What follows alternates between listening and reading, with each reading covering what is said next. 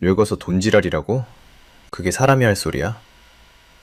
충청도 시골집 거실에서 터져나온 제 목소리는 저 스스로에게도 낯선 목소리였습니다. 손에 쥔 병원 진료 기록지는 떨리고 눈앞엔 스마트폰 화면 너머로 남편의 차가운 얼굴만 보였죠. 엄마 위암 재발이라고요. 수술 안 하면 반년도 못 버틴대요. 그래서? 일은 넘은 노인네 수술해봤자 고생만 더하지.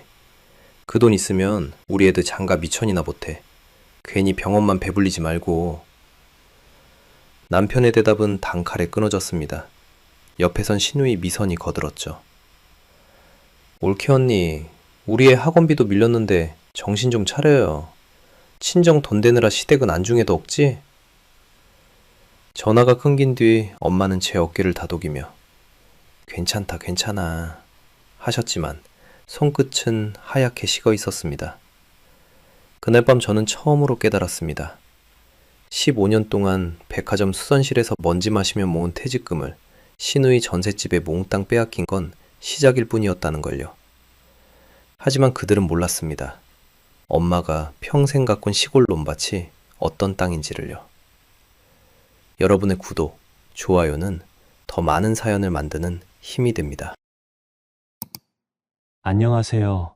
저는 한용자라고 합니다. 올해 53인데요. 지난 봄까지만 해도 서울 도심백화점 수선실에서 일하는 평범한 수선사였습니다.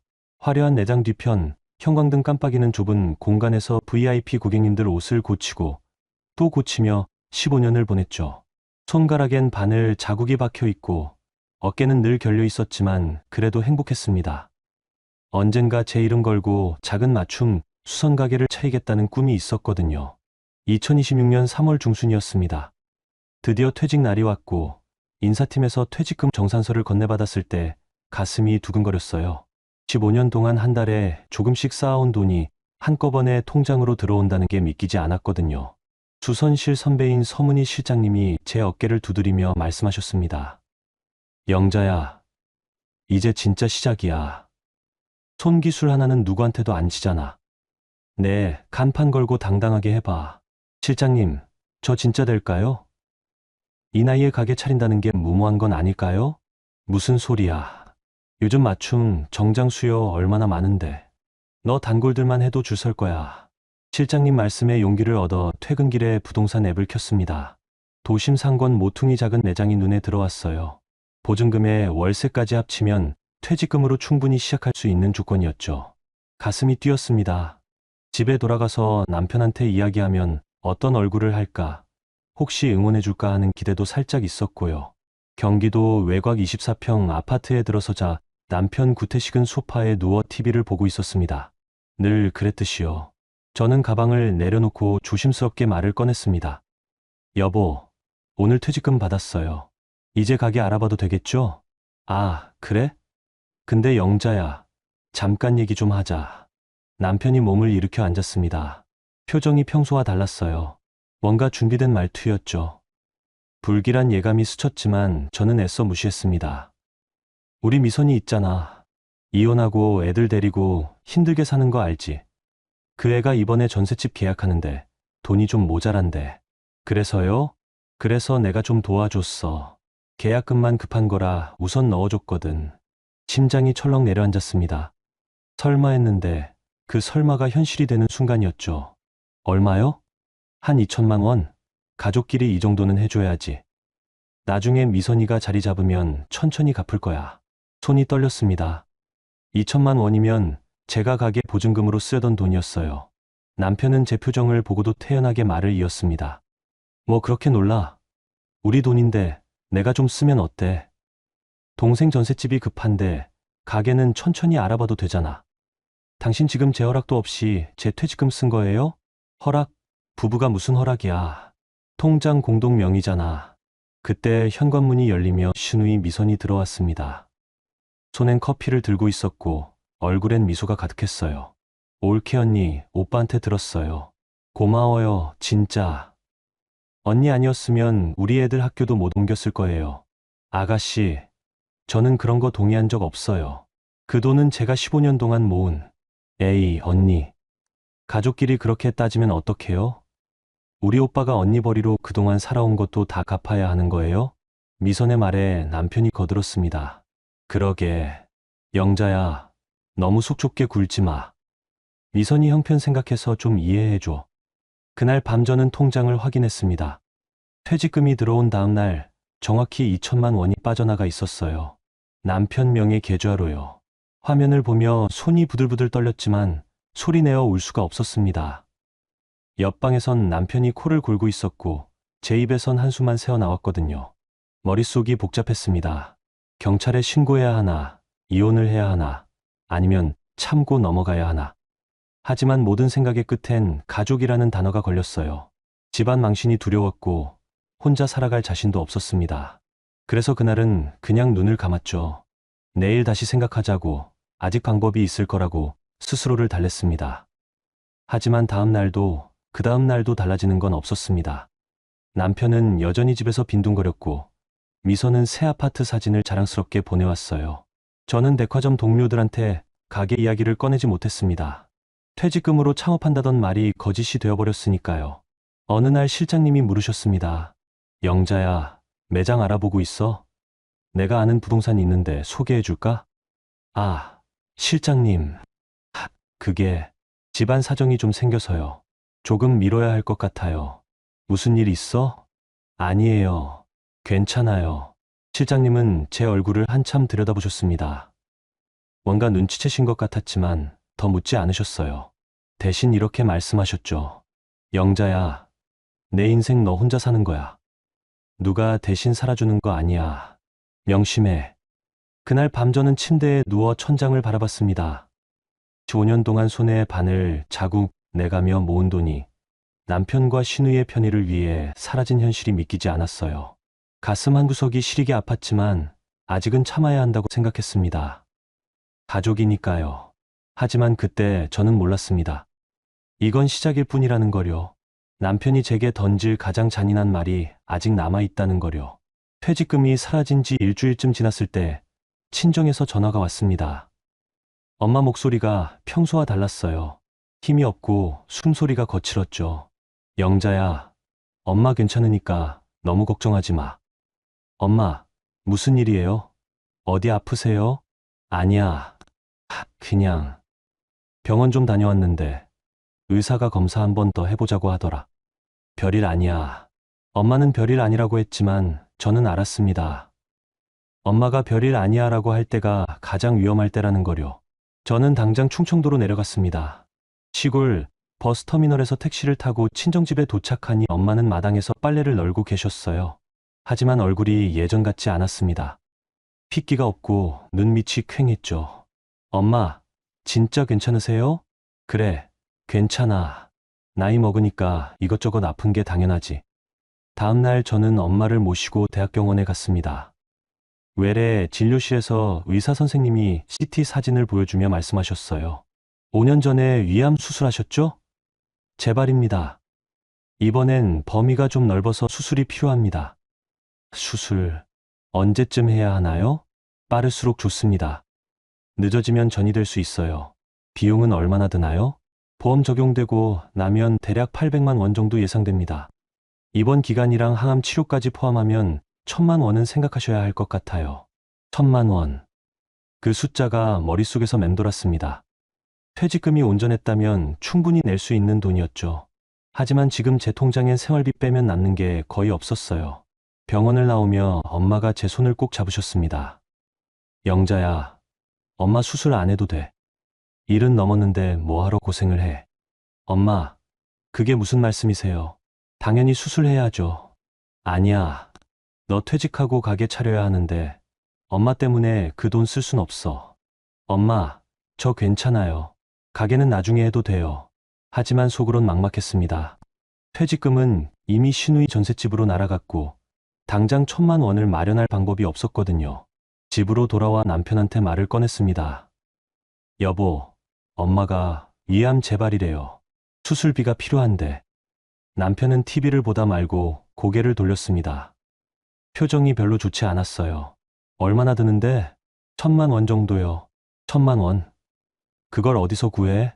그러니까 당신이랑 같이 의논하려고. 남편이 리모컨을 탁자에 내려놓으며 한숨을 쉬었습니다. 영자야, 정신 좀 차려. 장모님 연세가 몇인데 지금 수술해봤자 뭐해. 일은 넘은 노인네 수술하면 오히려 고생만 더 하지. 그게 무슨 말이에요? 엄마는 아직 건강하시고. 건강하긴 나이 들면 다 그런 거야. 괜히 병원만 배불리지 말고 그 돈 있으면 우리 애들 장가 미천이나 보태. 귀를 의심했습니다. 방금 남편이 뭐라고 했죠? 장가 미천. 저는 목소리를 높였어요. 지금 무슨 소리 하는 거예요? 엄마 목숨이 달린 문제인데. 목숨. 일은 넘었으면 언제 가도 이상하지 않은 나이야. 괜히 수술해서 고생시키지 말고 편하게 보내드리는 게 낫지. 그때 현관문이 열리며 미선이 들어왔습니다. 옆집에 사는 미선은 요즘 거의 매일 우리 집에 왔어요. 남편과 뭔가 의논할 게 많은 모양이었죠. 오빠, 무슨 일이야? 목소리가 왜 그래? 아, 미선아. 장모님이 위암 재발이래. 수술비가 1,000만 원 든대. 미선이 눈을 동그랗게 뜨더니 저를 쳐봤습니다. 1,000만 원이요? 올케 언니, 우리 애 학원비도 밀렸는데 정신 좀 차려요. 친정 돈 대느라 시댁은 안중에도 없어요? 아가씨, 이건 사람 목숨 문제예요. 학원비랑 비교할 수 있는 게 아니잖아요. 학원비가 뭐가 작아요? 우리 애들 미래가 달린 문제인데. 어르신은 나이도 많으신데 그 돈으로 젊은 애들 키우는 게 낫지 않아요? 미선의 말에 남편이 고개를 끄덕였습니다. 그래, 미선이 말이 맞아. 영자야, 너 너무 친정만 생각하는 거 아니야? 우리 가족은 생각 안 해? 저는 할 말을 잃었습니다. 이게 사람이 할 소리인가 싶었거든요. 제 퇴직금 2,000만 원은 시누이 전셋집에 쓰면서 친정엄마 수술비는 아깝다고요? 당신들 지금 정신이 있어요? 제 퇴직금 2,000만 원은 아무 말 없이 시누이한테 주면서 엄마 수술비는 왜 안 돼요? 그건 다르지. 미선이는 우리 가족이잖아. 장모님은 뭐 친정이니까. 남편의 말에 미선이 웃으며 거들었습니다. 올케 언니, 오빠 말이 맞아요. 우리는 가족인데 친정은 좀 다르잖아요. 시집온 며느리가 친정만 챙기면 시댁에서 뭐라고 하겠어요? 그 순간 뭔가 끊어지는 소리가 들렸습니다. 제 안에서요. 15년 동안 이 집안을 위해 참아온 모든 게 한순간에 무너져 내렸어요. 하지만 저는 소리 지르지 않았습니다. 대신 조용히 말했죠. 알겠어요. 제가 알아서 할게요. 그날 밤 충청도로 다시 내려갔습니다. 엄마는 부엌에 앉아 계셨어요. 제 표정을 보시더니 아무 말씀도 안 하셨습니다. 그냥 제 손을 잡아주셨죠. 엄마, 수술비 제가 마련할게요. 걱정하지 마세요.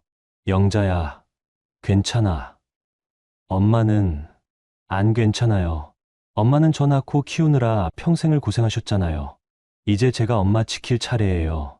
엄마는 눈물을 글썽이며 고개를 끄덕이셨습니다. 저는 그날 밤 결심했어요. 남편한테 더 이상 기대하지 않기로요. 이 사람은 제 편이 아니라는 걸 이제야 제대로 알았으니까요. 다음 날 아침 친정집 서랍을 정리하다가 우편물 한 장이 눈에 띄었습니다. LH공사라는 발신처가 적혀 있었어요. 뭔가 싶어 펼쳐보니 제3기 신도시 개발 예정지구 공람 통지서였습니다. 심장이 쿵 내려앉았죠. 엄마가 평생 일궈온 논밭이 신도시 핵심 상업 용지로 지정됐다는 내용이었습니다. 보상금 예상액을 보고 손이 떨렸어요. 억 단위가 아니라 수십억이었거든요. 엄마, 이거 언제 받으신 거예요? 아, 그거 한 달 전쯤 왔는데 무슨 소린지 몰라서 그냥 뒀어. 저는 통지서를 다시 읽고 또 읽었습니다. 이게 사실이라면 엄마 수술비는 물론이고 제 가게도 낼 수 있었어요. 하지만 동시에 깨달았죠. 이 사실을 남편이 알면 어떻게 될지를요. 엄마, 이거 아무한테도 말하지 마세요. 특히 시댁 사람들한테는 절대로요. 왜? 무슨 일이라도 있어? 엄마, 이거 알면 그 사람들 사람 탈벗을 거예요. 일단 저만 알고 있을게요. 엄마는 제 얼굴을 한참 들여다보시더니 고개를 끄덕이셨습니다.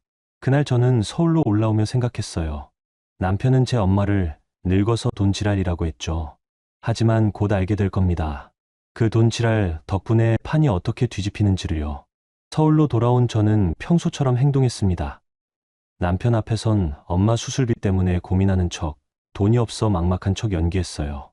남편과 미선은 제 모습을 보며 만족스러운 표정을 지었죠.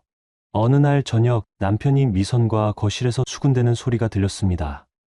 저는 부엌에서 설거지하는 척하며 귀를 기울였어요. 오빠, 올케 언니, 요즘 표정 보니까 진짜 돈이 없나 봐.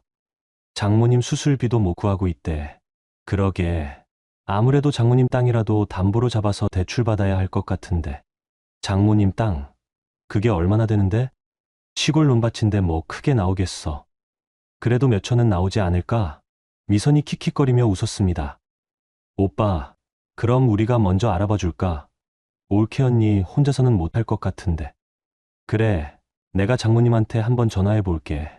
저는 설거지를 멈췄습니다. 손이 부들부들 떨렸지만 표정은 애써 평온하게 유지했어요.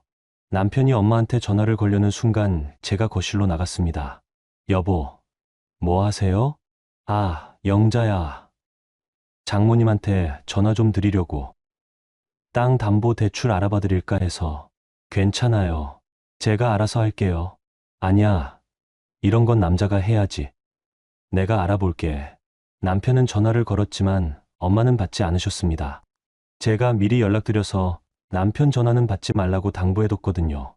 남편은 몇 번을 더 시도하다가 포기했습니다. 이상하네. 왜 안 받으시지? 연세가 많으셔서 휴대폰 잘 못 쓰세요. 제가 나중에 연락드릴게요. 다음 날 저는 다시 충청도로 내려갔습니다.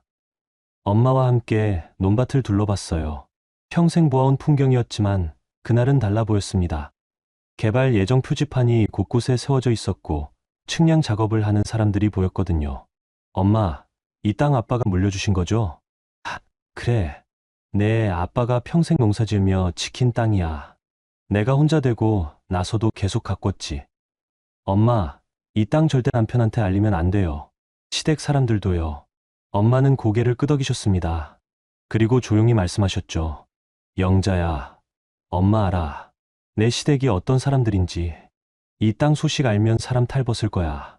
엄마도 아시는구나. 물론이지. 네가 퇴직금 빼앗긴 것도 알고 수술비 거절당한 것도 다 알아. 엄마가 늙었지 바보는 아니야. 엄마의 말에 눈물이 났습니다. 평생 고생만 하신 엄마가 이제야 보상받을 수 있는 기회가 왔는데 그걸 또 빼앗기게 할 순 없었어요. 엄마, 이 땅으로 우리 다시 시작해요. 엄마 수술도 하고 제 가게도 차리고. 그래, 그러자. 근데 영자야, 그 사람들한테 어떻게 숨길 거야? 일단 개발 확정 전까진 비밀로 하고 나중엔 제가 알아서 할게요. 저는 그날 LH 공사에 전화를 걸어 보상 절차를 문의했습니다. 토지 소유주가 직접 신청해야 하고 절차가 복잡하다는 설명을 들었어요. 저는 엄마 명의로 모든 걸 진행하기로 했습니다. 남편 이름은 단 한 글자도 들어가지 않게요.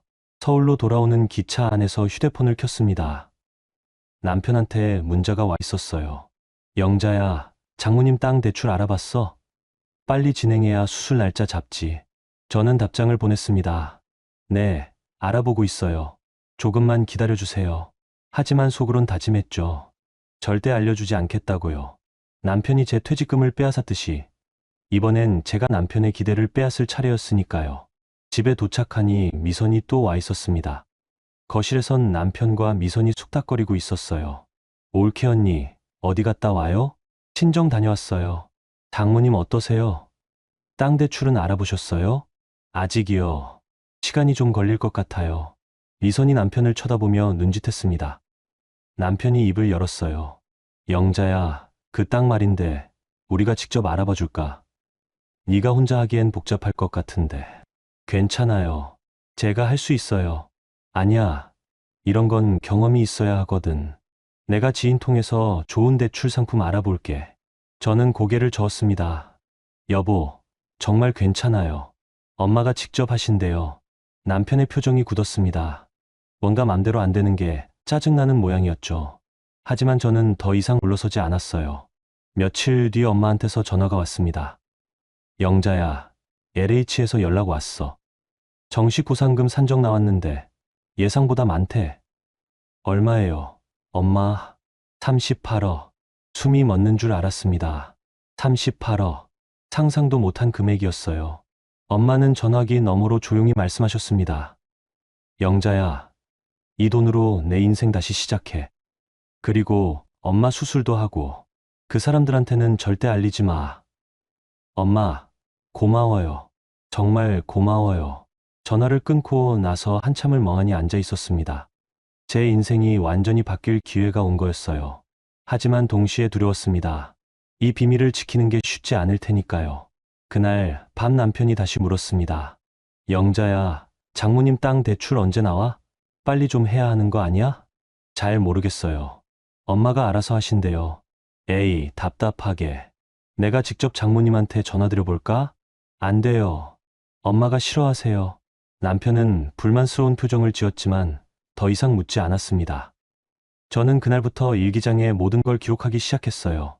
남편이 한 말, 미선이 한 행동, 퇴직금, 이체 내역, 수술비 거절 발언까지요. 언젠가 필요할 거라는 생각이 들었거든요. 며칠 뒤 백화점 선배문희 실장님을 만났습니다.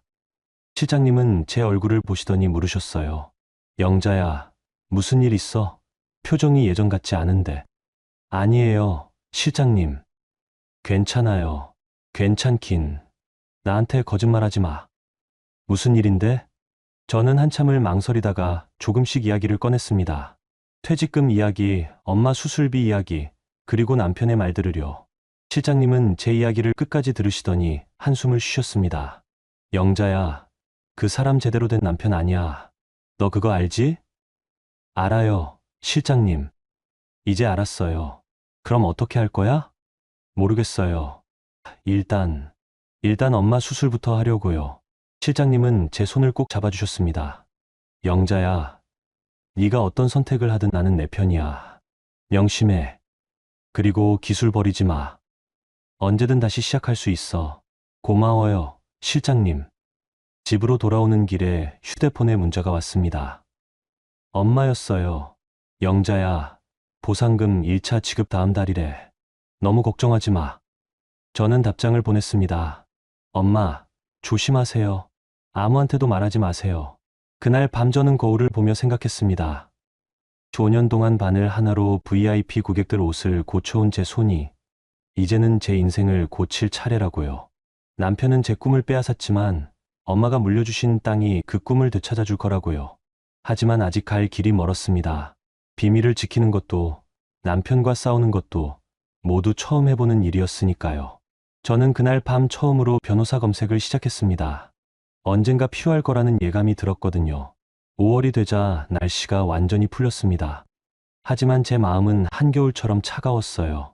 남편과 미소는 날이 갈수록 노골적으로 엄마 땅 이야기를 꺼냈고 저는 일부러 더 힘들어하는 척 연기했습니다. 어느 날 저녁 거실에 앉아 한숨을 크게 쉬었어요. 남편이 물었습니다. 왜 그래? 무슨 일 있어? 엄마 수술비를 도저히 못 구하겠어요. 병원에서 자꾸 독촉하는데. 남편이 미선을 쳐다봤습니다. 두 사람은 눈빛을 주고받더니 남편이 입을 열었어요. 영자야, 그럼 이렇게 하자. 장모님 땅을 담보로 대출받는 거야. 그럼 수술비도 나오고. 엄마 땅이요. 그건 왜? 지금 당장 수술비가 급한데 방법이 그것밖에 없잖아. 미선이 거들었습니다.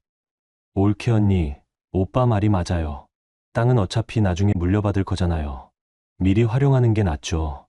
저는 고개를 저었습니다. 엄마가 싫어하실 거예요. 그 땅은 아빠 유산이라서. 에이, 답답하게. 목숨이 급한데 땅이 뭐가 중요해. 내가 장모님한테 전화드려 볼게. 남편은 다시 엄마한테 전화를 걸었습니다. 하지만 엄마는 역시 받지 않으셨어요. 남편은 짜증을 내며 휴대폰을 내려놓았습니다. 이상하네, 진짜. 왜 맨날 전화를 안 받으시지? 제가 나중에 연락드릴게요. 그날 밤 남편과 미선이 베란다에서 수군대는 소리가 들렸습니다. 저는 슬쩍 문틈으로 귀를 기울였어요. 오빠, 올케 언니가 뭔가 숨기는 것 같지 않아? 나도 그런 느낌이야. 장모님 전화도 계속 안 받고. 혹시 그 땅에 뭔가 있는 거 아니야? 개발된다거나. 설마. 시골 논밭인데 뭐가 있겠어. 그래도 한번 알아봐야 할 것 같은데. 오빠가 직접 내려가 봐. 그래, 이번 주말에 한번 가볼까. 저는 숨을 죽이고 들었습니다. 예상했던 일이었지만 막상 들으니 심장이 쿵쿵 뛰었어요. 남편이 충청도에 내려가면 개발 소식을 알게 될 게 분명했습니다. 다음 날 아침 엄마한테 급히 전화했습니다. 엄마, 남편이 이번 주말에 내려간대요. 땅 보러요. 뭐? 그럼 어떡하니? 엄마, 일단 집 비우세요. 서울로 올라오시든지 아니면 어디 친척집에라도 가 계세요. 알았어. 그런데 영자야, 이러다 들키는 거 아니야? 괜찮아요. 엄마, 조금만 더 참아요. 보상금 받으면 그때 다 정리할게요. 주말이 되자 남편은 정말 충청도로 내려갔습니다. 저는 집에 남아 조마조마한 마음으로 기다렸어요. 몇 시간 뒤 남편한테 전화가 왔습니다. 영자야, 장모님 안 계시는데. 집에 아무도 없어. 아, 엄마 친척집 가셨나 봐요. 미리 말씀 안 하셨어요? 이상한데. 뭐하러 갑자기 친척집을 가? 몸이 안 좋으시니까 요양 가신 것 같아요. 남편은 불만스러운 투로 전화를 끊었습니다. 저는 안도의 한숨을 쉬었어요. 일단 오늘은 넘겼구나 싶었죠. 하지만 그날 저녁 남편이 돌아와서 한 말은 충격적이었습니다. 영자야, 내가 동네 사람들한테 물어봤는데 그쪽 일대가 신도시 개발 예정지래. 심장이 멎는 줄 알았습니다. 들킬 거라곤 생각했지만 이렇게 빨리 알게 될 줄은 몰랐거든요. 신도시요? 그게 무슨... 장모님 땅도 거기 포함될 수 있대. 그럼 보상금이 나오는 거야. 얼마나요? 글쎄, 정확히는 모르겠지만 몇억은 되지 않을까? 남편의 눈빛이 번쩍였습니다. 돈 냄새를 맡은 짐승 같았어요. 저는 애써 덤덤한 척했습니다. 그래요? 그럼 좋겠네요. 좋긴 뭐가 좋아. 우리가 챙겨야지. 장모님 혼자서는 절차도 모르실 텐데 내가 도와드려야겠어. 괜찮아요. 제가 알아서 할게요. 아니야. 이런 건 경험 있는 사람이 해야 돼. 내가 할게. 저는 고개를 저었습니다. 여보, 엄마 명의 땅이에요. 엄마가 알아서 하실 거예요. 남편의 표정이 굳었습니다. 영자야, 너 지금 나한테 반말하는 거야? 내가 도와주겠다는데 왜 그래? 도와주는 게 아니라 빼앗으려는 거잖아요. 뭐, 퇴직금도 그렇게 빼앗아 갔잖아요. 이번에도 똑같이 하려고요? 남편이 벌떡 일어났습니다. 야, 한영자, 지금 뭐라는 거야? 퇴직금은 우리 가족 위에 쓴 거잖아. 가족, 시누이 전셋집이 가족이고 친정엄마는 가족이 아니에요? 미선이 옆에서 거들었습니다. 올케 언니, 말 조심해요. 우리는 진짜 가족이지만 친정은 남이잖아요. 남, 저 낳고 키운 엄마가 남이에요? 저는 더 이상 참을 수 없었습니다. 그동안 쌓였던 분노가 한꺼번에 터져 나왔어요. 당신들 정말 파렴치해요. 제 돈 빼앗고 엄마 수술비는 늙어서 돈지랄이라고 하고 이제 엄마 땅까지 노리다니. 남편이 소리를 질렀습니다. 닥쳐. 네가 뭘 안다고. 그 돈은 우리 돈이야.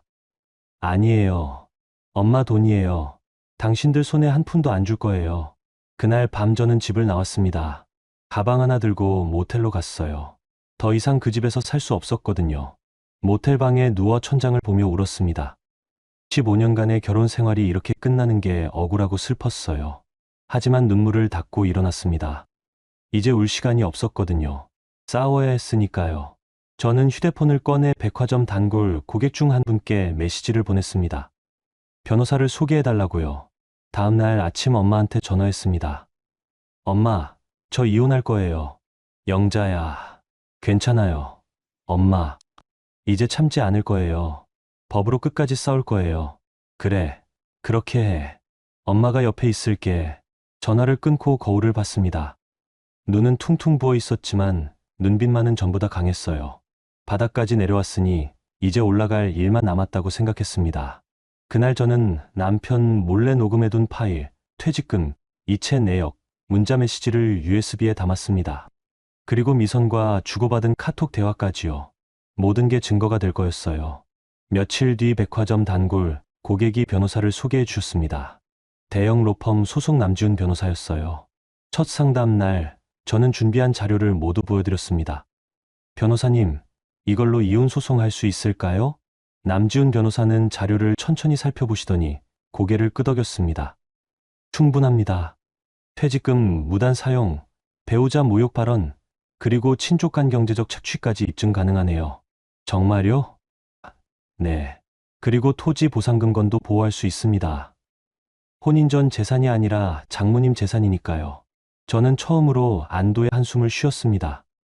법이 제 편이라는 게 믿기지 않았거든요. 변호사님, 제가 이길 수 있을까요?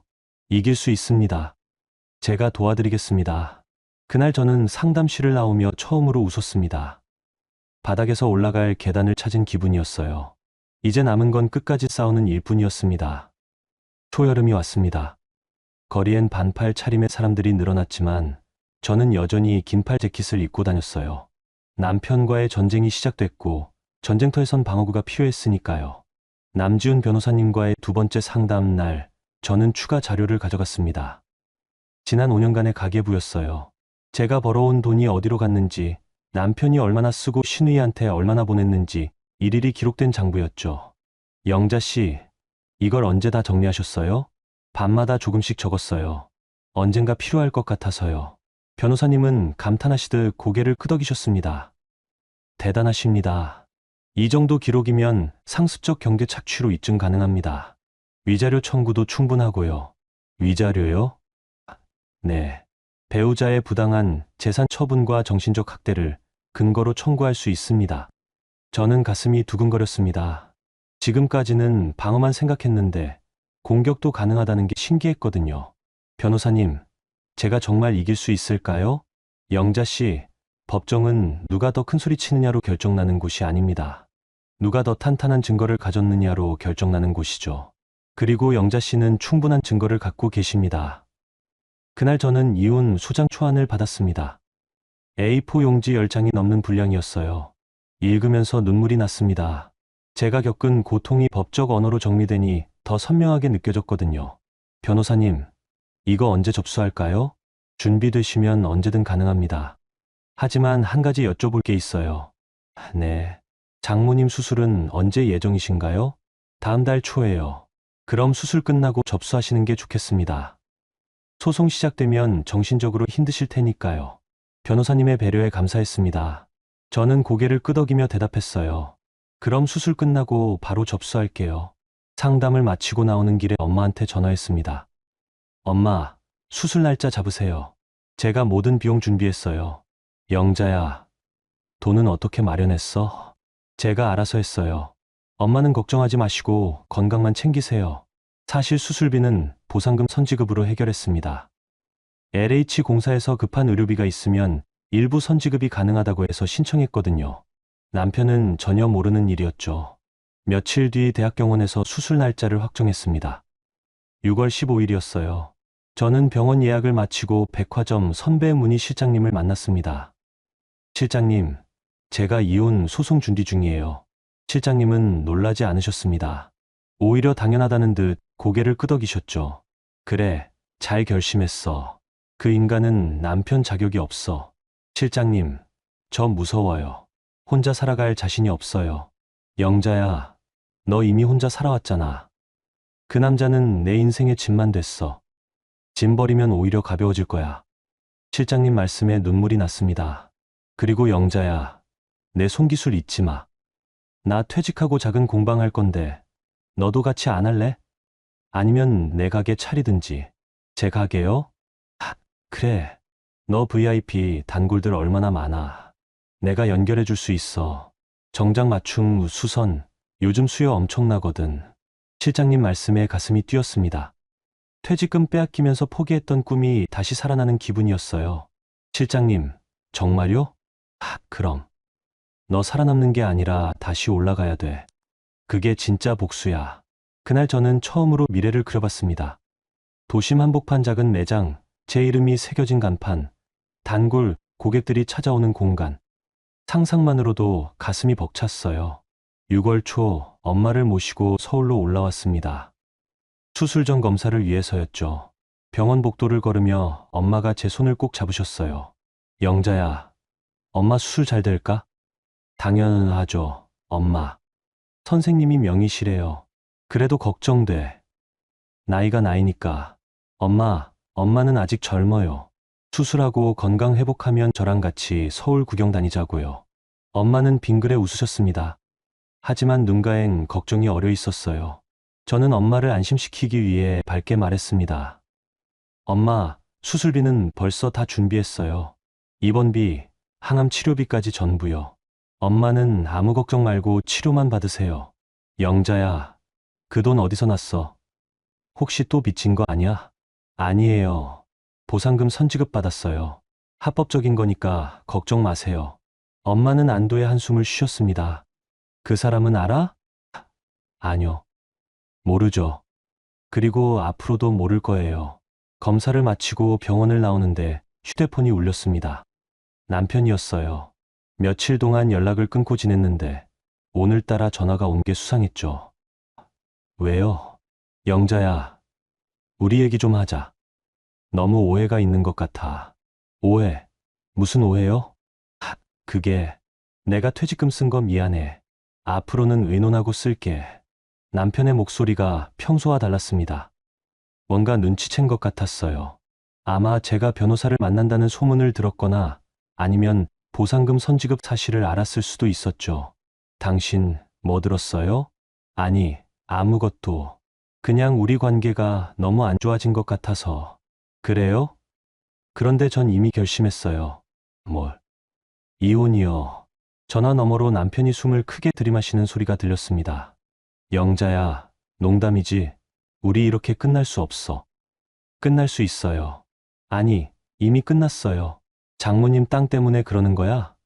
그건 내가 손 안 댈게. 약속할게. 이미 늦었어요. 전화를 끊고 나니 속이 후련했습니다. 더 이상 망설일 이유가 없었거든요. 그날 밤 엄마와 함께 작은 식당에서 저녁을 먹었습니다. 엄마가 조용히 물으셨어요. 영자야, 후회 안 할 거지? 네, 엄마. 후회 안 해요. 이건 제가 선택한 길이에요. 그래, 엄마가 믿는다. 네가 잘할 거야. 엄마의 믿음이 큰 힘이 됐습니다. 저는 그날 밤 병실 앞에서 다짐했어요. 엄마 수술 끝나는 날 이혼 수장 접수하겠다고요. 그리고 다시는 뒤돌아보지 않겠다고요. 며칠 뒤 문희 실장님한테 연락이 왔습니다. 영자야, 내 단골 중에 대기업 임원이 있거든. 그분이 정장 맞춤 제작 알아보는데 내 연락처 줘도 될까? 정말요?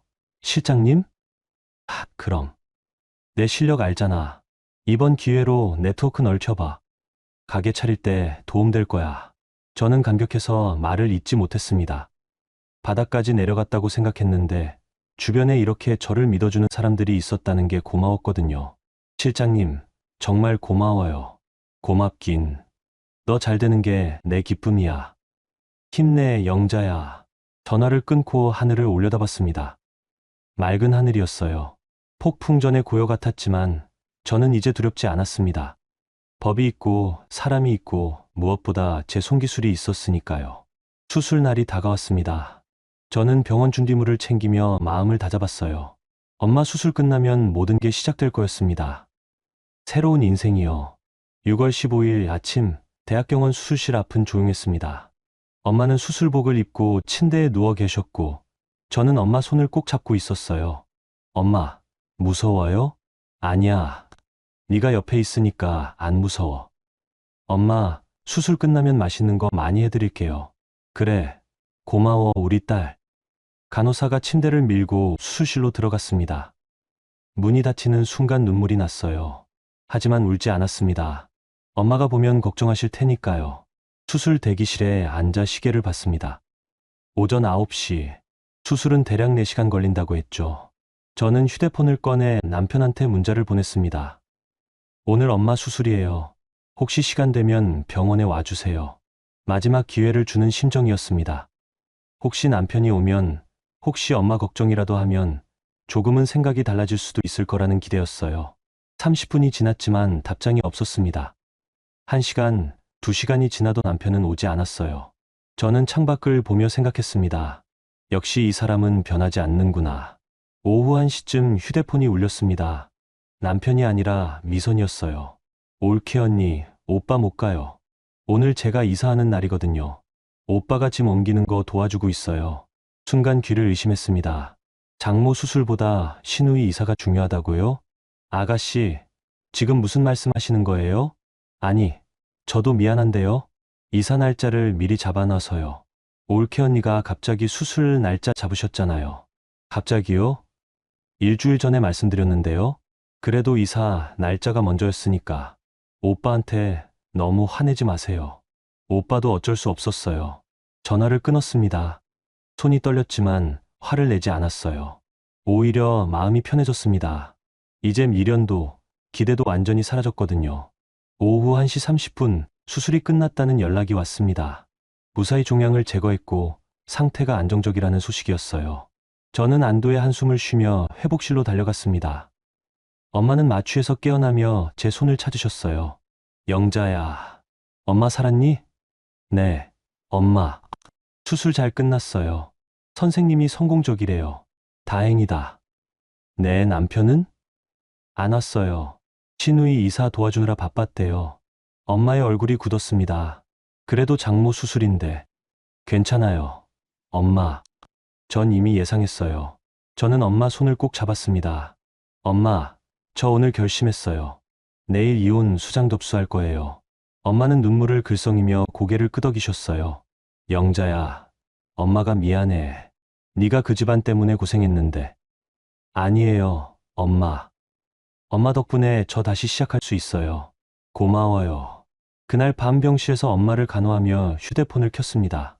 변호사님한테 문자를 보냈어요. 변호사님, 내일 이혼 수장 접수하겠습니다. 몇 분 뒤 답장이 왔습니다. 알겠습니다. 내일 오전에 법원에서 뵙겠습니다. 저는 문자를 지우지 않고 그대로 뒀습니다. 그리고 남편한테 내용 증명을 작성했어요. 변호사님이 미리 준비해 두신 양식이었죠.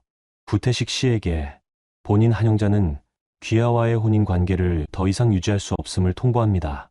2026년 6월 16일자로 이혼 소장을 접수할 예정이며 재산분할 및 위자료 청구를 함께 진행합니다. 귀하는 본인의 퇴직금 2천만 원을 무단으로 사용했으며 본인의 친정어머니에 대한 모욕 발언 및 수술비 지원 거절로 정신적 고통을 가했습니다. 또한 본일 친정어머니의 수술 당일 병원에 오지 않음으로써 배우자로서의 의무를 저버렸습니다. 귀하가 비웃던 그 늙은 엄마가 이제 제 인생을 다시 세워줍니다.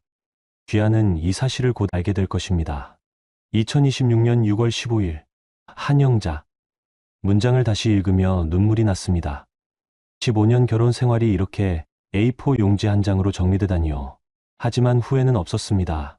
이건 제 선택이었으니까요. 내용 증명을 보내고 나니 속이 시원했습니다. 이제 돌아갈 곳은 없었어요. 앞으로 나아갈 뿐이었죠. 다음날 아침 엄마 병실을 나와 법원으로 향했습니다. 변호사님이 입구에서 기다리고 계셨어요.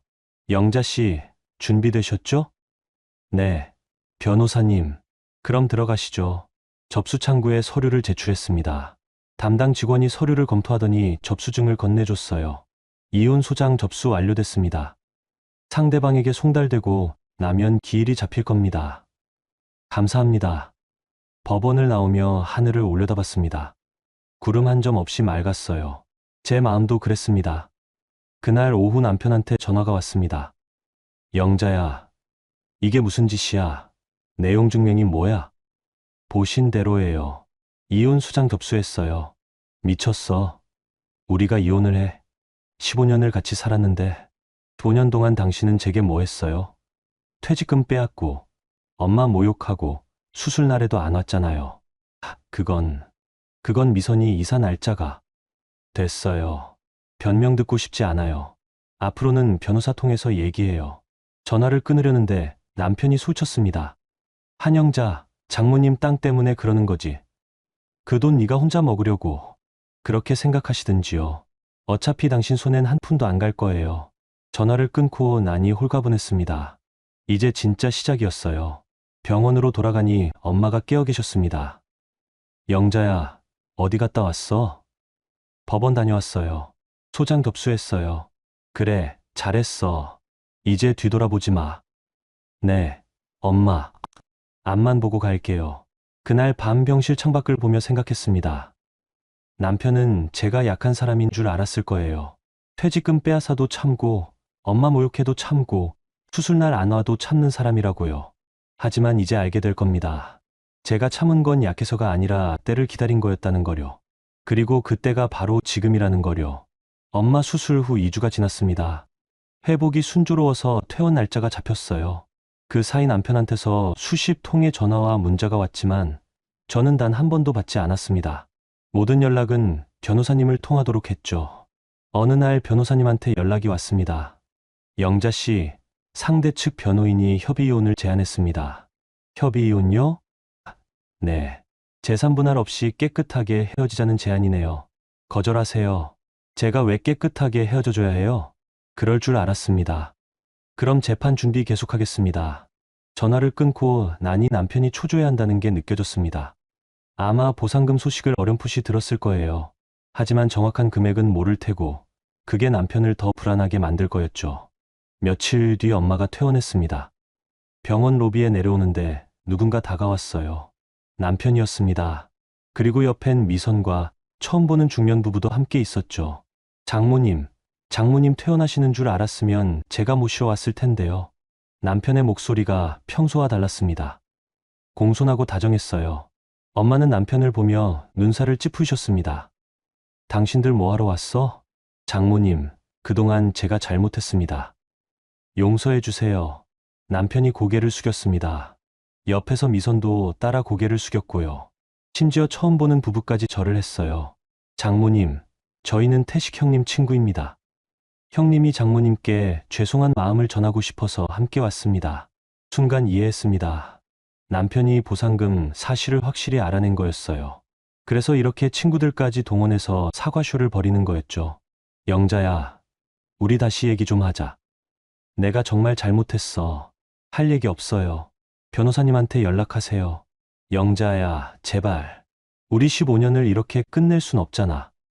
저는 남편을 똑바로 쳐다봤습니다. 15년이요? 그 15년 동안 당신이 뭘 했는지 기억해요? 미안해. 내가 퇴직금 함부로 쓴 거, 장모님한테 신뢰한 거, 다 미안해. 수술날 안 온 것도 미안해요.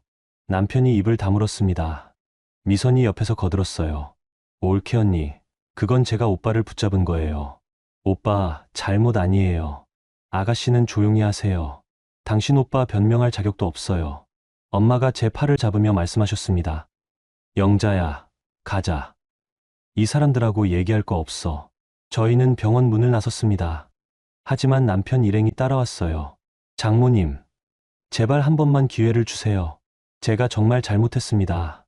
엄마가 돌아서며 차갑게 말씀하셨습니다. 기회? 내 딸 퇴직금 빼앗을 때는 기회 안 줬으면서 내 수술비 돈 지랄이라고 할 때는 그건 제가 정신이 없어서 정신 없는 게 아니라 인간성이 없는 거야. 이제 와서 무슨 사과야? 엄마의 목소리에 힘이 있었습니다. 남편은 할 말을 잃은 표정이었죠. 장모님, 제발요. 저희 잘못 용서해 주세요. 앞으로 잘할게요. 그때 미선이 눈물을 흘리며 무릎을 꿇었습니다. 장모님, 저도 잘못했어요. 올케 언니한테 그렇게 말하면 안 됐는데. 제발 용서해 주세요. 주변 사람들이 쳐다봤습니다. 병원 로비에서 무릎 꿇고 우는 사람을 보니 사람들이 수군댔죠. 남편은 그 모습을 보며 저한테 애원했어요. 영자야, 제발. 사람들이 다 보잖아. 제발 한 번만 얘기 좀 하자. 싫어요. 지금 와서 연기해봤자 소용없어요. 저는 엄마를 모시고 택시를 탔습니다. 뒤에서 남편이 소리쳤어요. 영자야, 장모님 땅 얘기 좀 하자. 우리도 가족인데 같이 의논해야지. 택시가 출발했습니다. 백미러로 보니 남편이 차를 쫓아오다가 멈춰섰어요. 엄마가 제 손을 잡으셨습니다.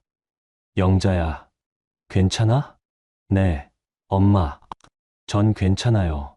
하지만 속으론 화가 났습니다. 결국 남편은 제가 아니라 돈 때문에 온 거였으니까요. 며칠 뒤 변호사님한테 연락이 왔습니다. 영자 씨, 상대 측에서 재산 분할 협상을 제안했습니다.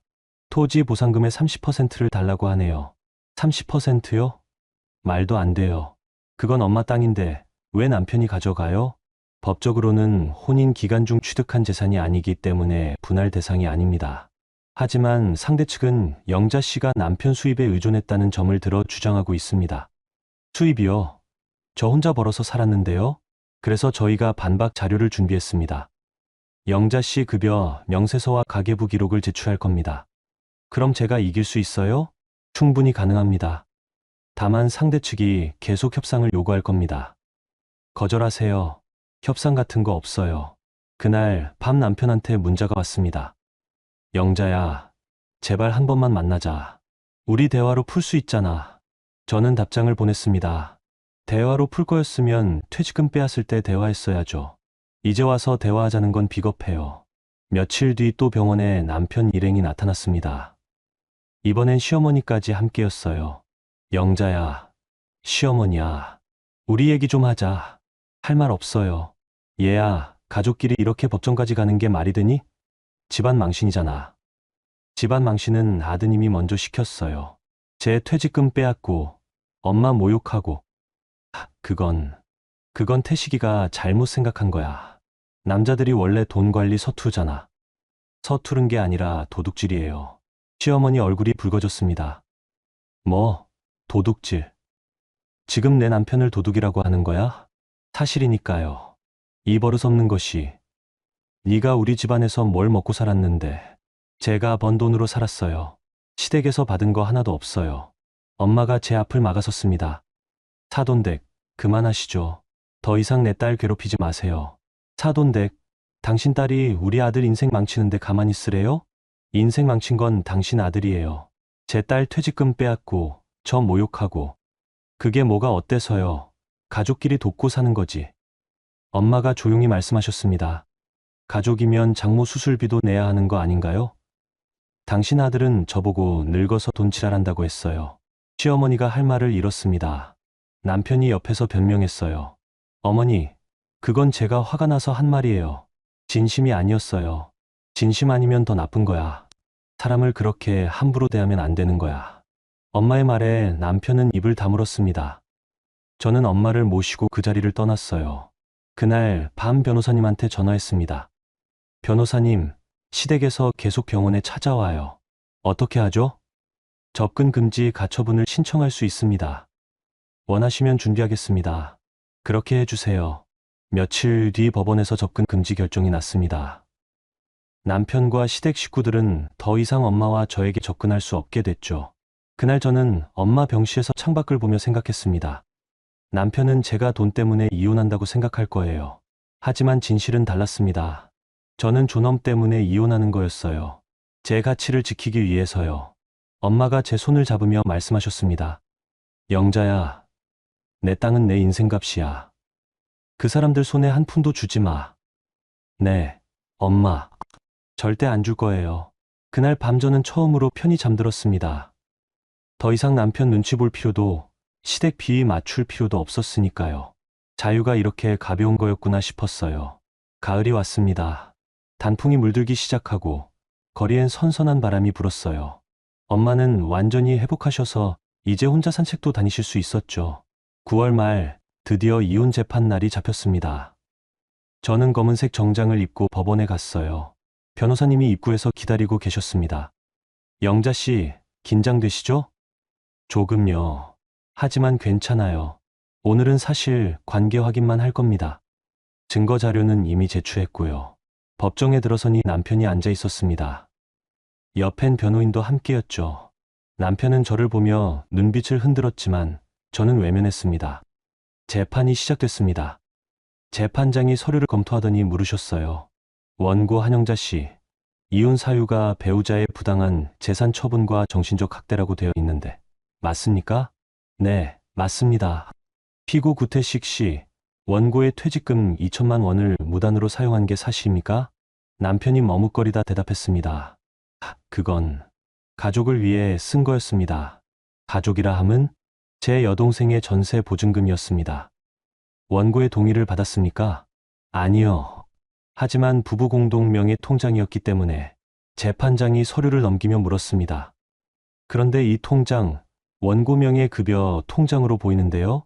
남편이 할 말을 잃었습니다. 변호사님이 증거 자료를 제출했어요. 재판장님, 피고는 혼인 기간 중 정기적인 수입이 없었으며 생활비 대부분을 원고가 부담했습니다. 증거 자료 한 번, 원고의 5년간 급여, 명세서와 가계부입니다. 재판장이 자료를 검토했습니다. 피고 측 반박하시겠습니까? 남편 변호인이 일어섰습니다. 재판장님, 피고는 가사 노동을 담당하며 가정을 돌봤습니다. 이 또한 기여도로 인정되어야 합니다.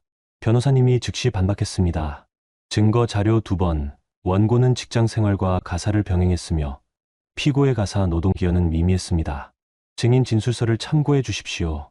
백화점 동료들이 작성해준 진술서였습니다. 제가 퇴근 후에도 집안일을 도맡아 했다는 내용이었죠.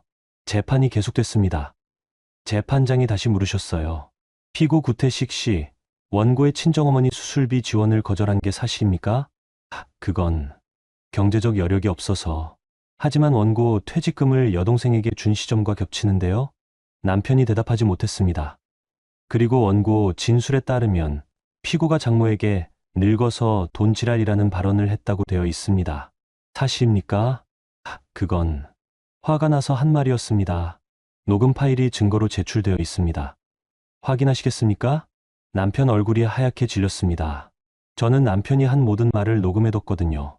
재판장이 말씀하셨습니다. 오늘은 여기까지 하고 다음 기일에 판결하겠습니다. 법정을 나오며 남편이 다가왔습니다. 영자야, 제발 합의하자. 내가 잘못했어. 이제 와서 합의요? 늦었어요. 장모님 땅은 내가 포기할게. 그러니까 제발. 포기가 아니라 원래 당신 거 아니에요. 남편은 더 이상 할 말이 없었는지 고개를 떨구었습니다. 저는 돌아서서 법원을 나왔어요. 한 달 뒤 판결이 났습니다. 이혼 인용, 퇴직금 반환 명령, 위자료 500만 원.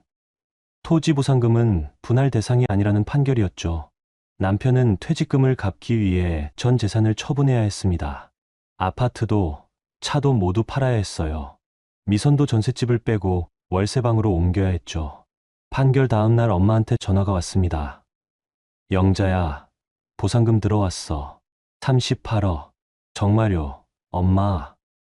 그래, 이제 내 가게 차려. 엄마가 투자할게. 엄마는 보상금 중 5억을 제게 주셨습니다. 저는 그 돈으로 도심 한복판에 작은 매장을 계약했어요. 30평짜리 공간이었죠. 문희 실장님이 인테리어를 도와주셨습니다. 영자야, 여기 VIP 고객 상담실 만들고 저기는 수선 작업실로 쓰자. 실장님, 정말 고마워요. 고맙긴. 나도 내 가게에서 일할 거잖아. 우리 같이 키워보자. 11월 말 드디어 가게 오픈 날이 왔습니다. 간판에는 영자 정장실이라고 새겨졌어요. 제 이름이 새겨진 간판을 보며 눈물이 났습니다. 오픈 첫날 손님이 몰렸습니다. 백화점 단골 고객들이 찾아왔고 실장님이 연결해준 대기업 임원들도 왔어요. 영자 씨, 정장 맞춤 제작 부탁드립니다. 네, 고객님. 최선을 다하겠습니다. 저는 줄자를 들고 치수를 재기 시작했습니다. 15년 동안 갈고 닦은 손기술이 드디어 제 것이 된 순간이었어요. 한 달 뒤 엄마가 가게에 오셨습니다. 영자야, 장사 잘 되니? 네, 엄마. 예약이 계속 밀려 있어요. 다행이다. 내 딸이 이렇게 멋진 가게 주인이 되다니. 엄마 덕분이에요. 엄마가 물려주신 땅이 없었으면 불가능했어요. 엄마가 제 손을 잡으셨습니다. 아니야, 내 실력 덕분이야. 땅은 시작일 뿐이고 나머지는 네가 만든 거야. 그날 저녁 가게 문을 닫고 거울을 봤습니다. 거울 속 제 모습은 15년 전과 달랐어요. 주눅 들지 않았고 당당했습니다. 며칠 뒤 우연히 거리에서 남편을 봤습니다. 초라한 옷차림으로 걷고 있었어요. 저는 그냥 지나쳤습니다. 돌아볼 이유가 없었으니까요. 겨울이 깊어갈 무렵 엄마와 함께 저녁을 먹었습니다. 영자야, 행복해? 네, 엄마. 정말 행복해요. 그럼 됐다. 엄마는 그것만으로 충분해. 저는 엄마 손을 꼭 잡았습니다. 평생 고생만 하신 엄마가 마지막에 제게 새 인생을 선물해 주셨어요. 그게 얼마나 감사한지 몰랐습니다. 그날 밤 가게로 돌아와 재봉틀 앞에 앉았습니다. 손님이 맡긴 정장을 마무리하며 생각했어요. 바늘 한 땀 한 땀이 제 인생을 고쳐왔다고요. 그리고 앞으로도 그럴 거라고요. 창밖으론 눈이 내리기 시작했습니다. 하얀 눈이 거리를 덮어가는 모습을 보며 미소 지었어요. 새로운 시작이었습니다. 제 이막의 인생이요.